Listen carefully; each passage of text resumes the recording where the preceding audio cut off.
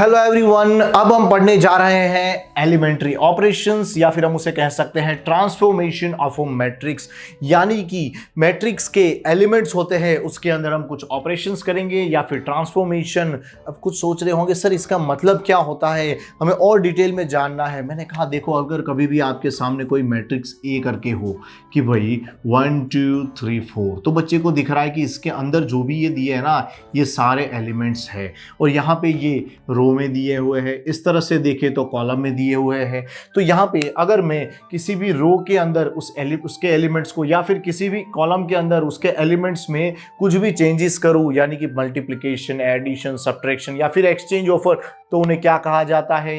Elementary operation. Elementary operation total ऐसे 6 type के elementary operation है, जिसमें से पहला एलिमेंट्री ऑपरेशन मैं आपके सामने रखने जा रहा हूं कि भाई रो आई को आप रो जे से एक्सचेंज ऑफर करना चाहो तो हम इस तरह से लिख सकते हैं। मतलब कि किसी रो को दूसरी रो के साथ हमें एक्सचेंज करना कि भाई फॉर एग्जांपल यही मैट्रिक्स हो, उसके अंदर में R1 का R2 के साथ एक्सचेंज ऑफर करना चाहूँ तो मैं ऐसे लिखूंगा। और इस ऑपरेशन को एस में अप्लाई कैसे किया जाता है, मैंने कहा देखो ये रो 1 थी, ये रो 2 थी, तो इसी मैट्रिक्स को मैं इस ऑपरेशन के बाद कैसे लिखूंगा कि भाई रो 1 रो 2 की जगह आ जाएगी और रो 2 रो 1 की जगह आ जाएगी। तो क्या होगा, 3 यहाँ पे आ जाएगा, 4 यहाँ पे आ जाएगा और ये 1 2 यहाँ पे नीचे आ जाएंगे। तो इस तरह से आप ऑपरेशन अप्लाई कर सकते हो। सेम वे दूसरा ऑपरेशन है कि भाई इसी तरह से आप कॉलम में भी अप्लाई कर सकते हो, जिसे हम ऐसे कह सकते हैं कि कॉलम आई को कॉलम जे से हम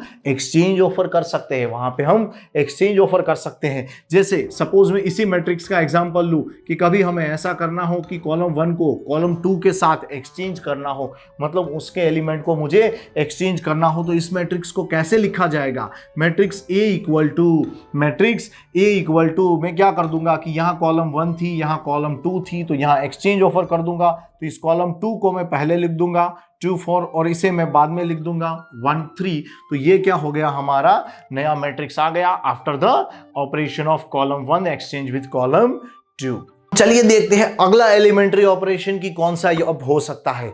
मैंने कहा कि अगर अब दूसरे रो के एलिमेंट्री ऑपरेशन की बात करें तो भाई मुझे अगर आर आई के अंदर कुछ ऑपरेशन करना हो, मतलब इस आई नंबर की रो के अंदर कुछ ऑपरेशन करना हो, तो मैं ऐसा कर दूंगा कि आर आई और करके मैं एरो दिखा दूंगा कि इसके अंदर मैं क्या करने वाला हूं। याद रखना, कोई भी ऑपरेशन हम किसी भी रो या कॉलम में करने वाले हो तो पहले यहां उसका नाम लिखा जाता है। उसके बाद हम क्या कर रहे हैं कि भाई सपोज में के से मल्टीप्लाई कर रहा हूं, यानी के कोई स्केलर है, यानी कोई नंबर है, उससे मैं इस आई नंबर की रो को मल्टीप्लाई कर रहा हूं। तो इस तरह से मैं सिंबॉलिकली डिनोट कर सकता हूं कि आई एरो करके मुझे दिखाना है कि भाई के time are I. For example यहां पे हम क्या देख रहे हैं कि भाई कोई मैट्रिक्स ए हो 1 2 3 4, यहां पे हम जानते हैं this is row 1, this is row 2। तो मैं अगर रो 2 को अगर किसी स्केलर यानी 5 से मल्टीप्लाई कर रहा हूं, किसी नंबर 5 से मल्टीप्लाई कर रहा हूं, तो कैसे डिनोट करूंगा कि R2 को मैं क्या कर रहा हूं, 5 से मल्टीप्लाई कर रहा हूं। R2 के अंदर मैं ऑपरेशन कर रहा हूं और क्या कर रहा हूं, उसे किसी स्केलर 5 से मल्टीप्लाई कर रहा हूं। तो इसे इस तरह से डिनोट करूंगा। और फिर इस मैट्रिक्स को हम कैसे लिख सकते हैं कि भाई हम हर कोई जानता है कि मैंने रो 2 को 5 से मल्टीप्लाई किया तो 5 3 जा 15, 5 4 जा 20 और ऊपर रो 1 के एलिमेंट एज इट इज रहेंगे, क्योंकि हमने उसमें कुछ चेंजेस किए नहीं है। सेम वे बच्चे ने कहा सर क्या हम कॉलम में भी कोई नंबर मल्टीप्लाई कर सकते हैं? डेफिनेटली, उसमें भी कोई भी आप स्केलर मल्टीप्लाई कर सकते हो। फॉर एग्जांपल कि भाई अगर मैं कॉलम की बात करूं तो जिस कॉलम में हम मल्टीप्लाई कर रहे हैं उसे कॉलम आई और एरो करके डिनोट कर देना है कि भाई इसमें हम ऑपरेशन करने वाले हैं। क्या करने वाले हैं? किसी स्केलर के से मैं कॉलम आई को मल्टीप्लाई करने वाला हूं, किसी स्केलर के से, यानी किसी नंबर से। याद रखना, मैं स्केलर वर्ड यूज करूंगा, उसका मतलब है सिर्फ नंबर से मल्टीप्लाई कर रहा हूं।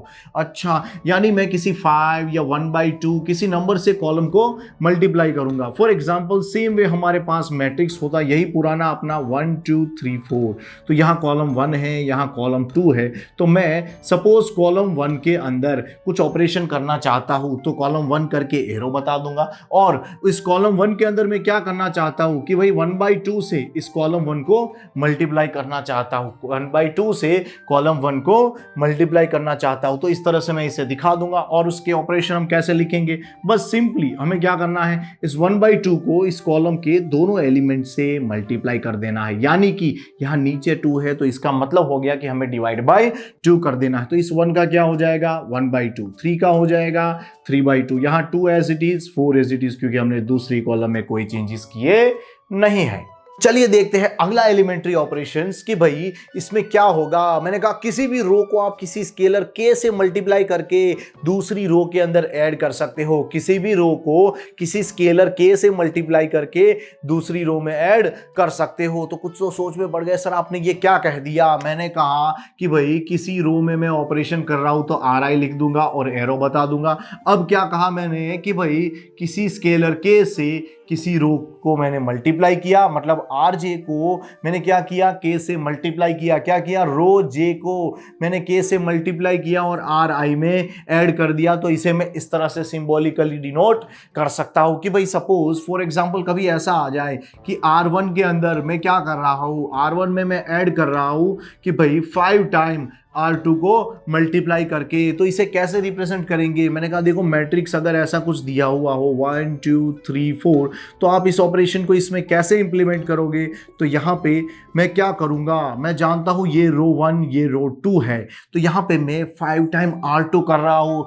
5 टाइम R2 मतलब 3 5 जा 15, 3 5 जा 15, किस में ऐड कर रहा हूँ, रो 1 में। तो सोचो 15 + 1 16। सेम वे 5 टाइम R2 कर रहा हूँ तो 4 भी 5 टाइम होगा, तो 4 5 जा 20। फिर R1 में ऐड कर रहा हूँ तो 20 + 2 = 22। अब मैंने किस में ऑपरेशन किया था, रो 1 में, तो उसमें चेंजेस आ गए। तो रो 2 को कुछ करना नहीं है, कुछ करना नहीं है, ठीक है। सिर्फ रो 1 के अंदर हमने ऑपरेशन किया है। किसी ने कहा सर आपने ये ऑपरेशन इसमें किया, क्या ऐसा कॉलम में हो सकता है। मैंने कहा डेफिनेटली आप ऐसा कह सकते हो कि कॉलम I के अंदर आपको कुछ ऑपरेशन करना हो कि भाई फॉर एग्जांपल मैं किसी स्केलर k से मल्टीप्लाई करके कॉलम J को कॉलम I के अंदर ऐड करूं, तो इस तरह से उसे रिप्रेजेंट करूंगा। फॉर एग्जांपल कॉलम 1 को के अंदर मैं कुछ करना चाहूँ कि जैसे कॉलम 1 में मैं 5 टाइम मल्टीप्लाई करके कॉलम 2 को ऐड कर रहा हूँ। सेम तरीके से चलिए कोशिश करते हैं। अगर मैट्रिक्स A = इस तरह से दिया हुआ हो कि भाई 1 2 3 4, एक बेसिक ले रहा हूँ ताकि आपके लिए आसानी हो जाए। ये बेसिक मैट्रिक्स इसीलिए ले रहा हूँ ताकि आपके लिए आसानी हो जाए। सोचो यही ऑपरेशन को यहाँ कैसे दिखाऊंगा। यहाँ पे अगर दिखाने की कोशिश करूँ तो क्या हो जाएगा कि भाई इस कॉलम 2 को मैं 5 से मल्टीप्लाई कर रहा हूँ। ये थी कॉलम 1, ये थी कॉलम 2, तो इसे अगर 5 से मल्टीप्लाई करूँ तो सोचो 5 2 = 10, और इधर ऐड करूँ तो 11। सेम वे इसे अगर मल्टीप्लाई करूँ तो 20 20 + 3 = 23। मैंने कॉलम 1 के अंदर ऑपरेशन कर लिया, कॉलम 2 को कुछ नहीं करूंगा, उसे कुछ नहीं करूंगा। तो ये हमारे 6 एलिमेंट्री ऑपरेशन थे, 3 रो के एंड 3 कॉलम के। अगला टॉपिक है हमारा इनवर्स ऑफ अ मैट्रिक्स। बच्चे सोच में पड़ गए सर ये इनवर्स क्या है, क्या इनवर्स ट्रिगो से रिलेटेड है। मैंने बोला उससे रिलेटेड नहीं है, लेकिन थोड़ा बहुत उसी के जैसा लगेगा आपको। चलिए देखते हैं क्या है। मैंने कहा कोई स्क्वायर मैट्रिक्स है ऑफ ऑर्डर m, साथ में B कोई स्क्वायर मैट्रिक्स है of the same order m, ठीक है। और अगर कभी भी A × B = B × A equal to हो गया आइडेंटिटी मैट्रिक्स, मतलब A × B as well as B × A भी हो गया, और दोनों का प्रोडक्ट क्या आ रहा है, आइडेंटिटी मैट्रिक्स, तो समझ लेना कि B is the inverse of A, और इसे डिनोट किया जाता है A इनवर्स से। इस तरह से ये क्या बताता है, B A का इनवर्स होगा। सेम वे हम कह सकते हैं A is the inverse of B, A is equal to B का इनवर्स। इसे क्या पढ़ा जाता है, B इनवर्स। इसे क्या पढ़ा जाता है, A इनवर्स। अच्छा, तो बच्चे ने कहा सर A × B पॉसिबल है, B × A भी पॉसिबल है, दोनों ही स्क्वायर मैट्रिक्स है। मैंने कहा हाँ दोनों ही स्क्वायर मैट्रिक्स है, तभी AB एंड BA दोनों पॉसिबल होगा, और दोनों सेम ऑर्डर के हैं इसीलिए। तो याद रखना, नहीं तो AB एंड BA दोनों पॉसिबल नहीं हो सकता। As well as AB and BA equal हैं, वो भी किससे, आइडेंटिटी मैट्रिक्स के, इसीलिए हम कह सकते हैं कि बी ए का इनवर्स है as well as A B का इनवर्स है। कुछ सोच में पड़ जाएंगे सर कैसे, मैंने कहा देखो अभी देखते हैं एक एग्जांपल की भाई सपोज ए इक्वल टू अगर 2 3 1 2 हो and B equal to 2 -3 -1 and 2 हो, तो यहां पे मैं अगर ए बी ढूंढने की कोशिश करूं तो क्या होगा, ए बी क्या बताता है कि रो का कॉलम से मल्टीप्लिकेशन क्या होगा, 2 2 जा 4 -3 4 -3 क्या हो जाता है 1। सेम वे यहां पे यही रो दूसरी कॉलम के पास जाएगी तो -6 + 6 -6 + 6 क्या हो जाता है 0। फिर क्या होगा, दूसरी रो इस पहली कॉलम के पास जाएगी तो 2 -2 2 -2 क्या हो जाता है 0। फिर यही दूसरी रो दूसरी कॉलम के पास जाएगी तो देखो -3 + 4 -3 + 4 यानी कि 4 -3 क्या हो जाता है 1। तो मुझे A B equal to identity matrix मिल गया। मैंने कहा इक्वल टू आई तो आ गया, चलिए काम करते हैं, बी ए ढूंढने की कोशिश करते हैं। बी का ए से मल्टीप्लिकेशन, बी क्या था 2 था, -3 -1 एंड 2, साथ में हम ले लेते हैं ए क्या था 2 3 1 एंड 2। अगर मैं प्रोडक्ट करने की कोशिश करूंगा तो क्या होगा, रो का कॉलम से मल्टीप्लिकेशन, देखो 2 2 जा 4 -3 1, ठीक है। अच्छा फिर क्या होगा यहाँ पे, फिर इस दूसरी कॉलम के पास जाएगा तो 6 -6 6 -6 क्या हो जाता है 0। फिर क्या होगा, दूसरी रो पहली कॉलम के पास जाएगी तो -2 + 2 क्या हो जाएगा 0। फिर दूसरी रो दूसरी कॉलम के पास जाएगी तो -3 + 4 -3 + 4 यानी 4 एंड -3 विल गिव अस 1।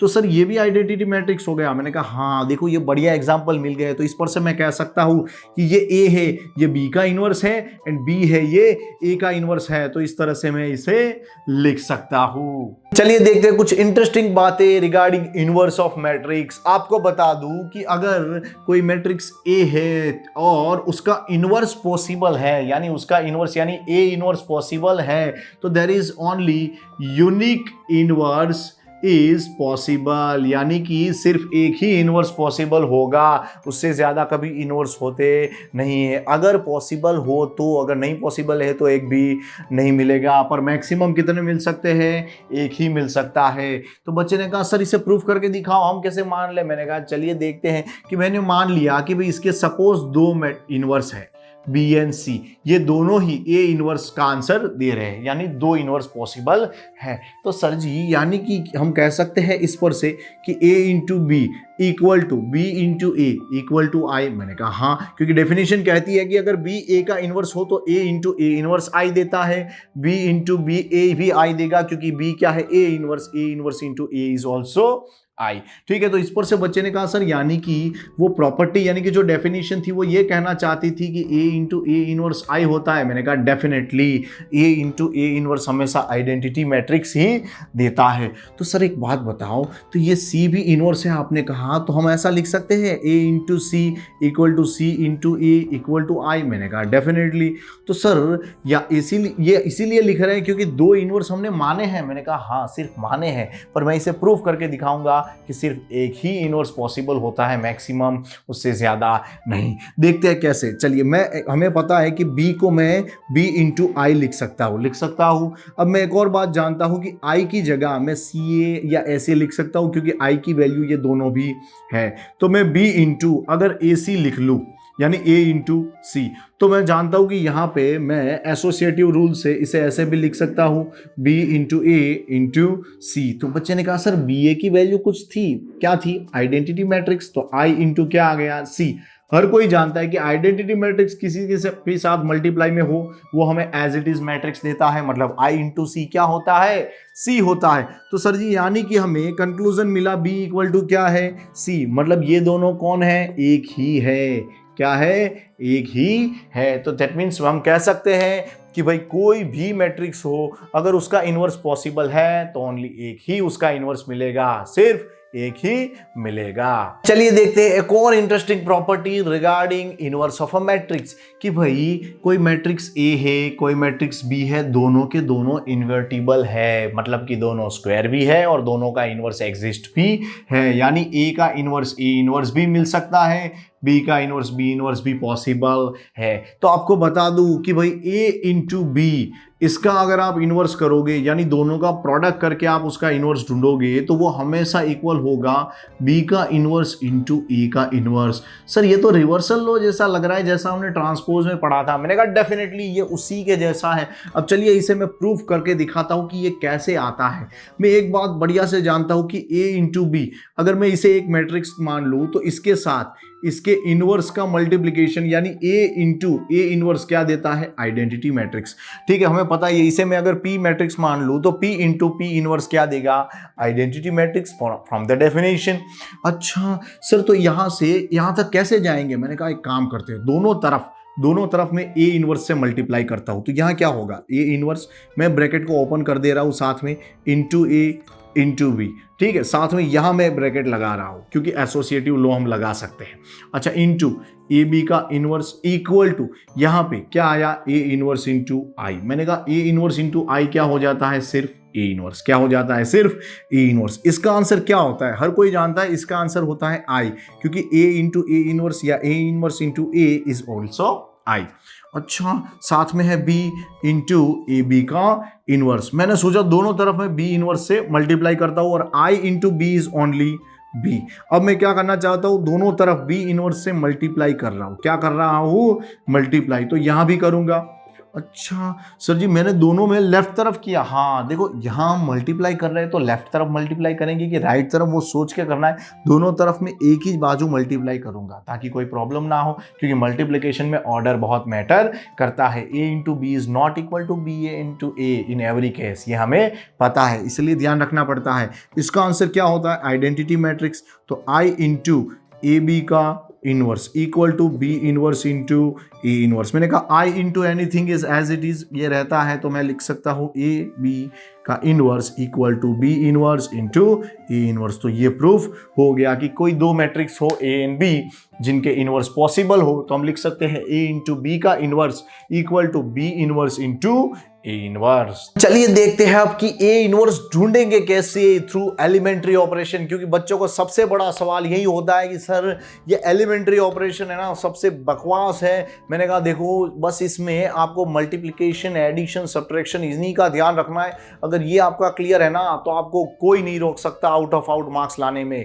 ठीक है, अच्छा देखते हैं कैसे होगा ये। मैंने कहा देखो हमें एक बात पता है कि ए इक्वल टू मैं आई इंटू ए या तो ए इंटू आई लिख सकता हूं ना, जहां पे ए क्या है, स्क्वायर मैट्रिक्स है। क्या है, स्क्वायर मैट्रिक्स है, ऑफ ऑर्डर कोई भी m है। तो अगर मैं यहां पे एंड यहां पे, ठीक है, इस ए को नहीं छूंगा, इस ए में और इस आइडेंटिटी मैट्रिक्स में एलिमेंट्री रो ऑपरेशन या तो कॉलम ऑपरेशन करो। हमें पता है टोटल 6 ऑपरेशंस हमने देखे थे जिसमें 3 रो के एंड 3 कॉलम के थे। तो कोई भी एक में पकड़ूंगा, या तो रो या तो कॉलम, ताकि कोई कंफ्यूजन ना हो। ठीक है, तो सपोज मैं एलिमेंट्री रो ऑपरेशन कर रहा हूं और कुछ भी करके, मतलब मैंने, ठीक है, 3 4 5 ऑपरेशन करके इसे आइडेंटिटी मैट्रिक्स बना दिया और जो ऑपरेशन यहां किए वही आइडेंटिटी मैट्रिक्स में करता गया तो इसका नाम कुछ आ जाएगा जिसे मैंने बी दे दिया। तो ये क्या हो, ये तो एज इट इज रहेगा। तो मैंने देखा ये आइडेंटिटी मैट्रिक्स आया और यहां कोई भी मैट्रिक्स जनरेट होगा क्योंकि यहां भी मैंने आइडेंटिटी मैट्रिक्स में कुछ ऑपरेशन किए थे।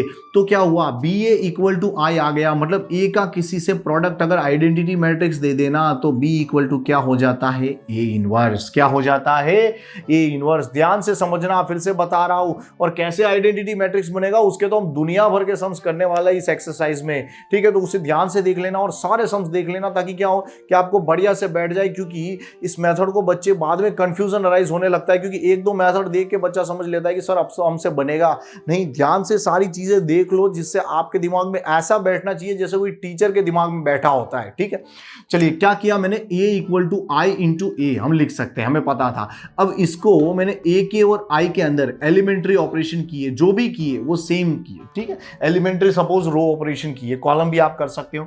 और इसे मैंने आइडेंटिटी मैट्रिक्स, अगर ये 2x2 का होता तो कैसा होता 1 0 0 1, ठीक है। अच्छा, अगर 3x3 का होता तो कैसा होता 1 0 0 0 1 0 0 0 1। ऐसा मैंने बना दिया, ऐसा मैंने बना दिया। और वही जो ऑपरेशन इसे आइडेंटिटी मैट्रिक्स बनाने में लगाए, वही ऑपरेशन मैंने साथ में इस आइडेंटिटी मैट्रिक्स में लगाए थे। तो कुछ मैट्रिक्स ये बदल जाएगा क्योंकि आइडेंटिटी नहीं रहेगा। तो बाद में क्या मिला मुझे, I इक्वल टू इस मैट्रिक्स का नाम मैंने जो बदला हुआ था उसका B दे दिया, तो B इंटू द A।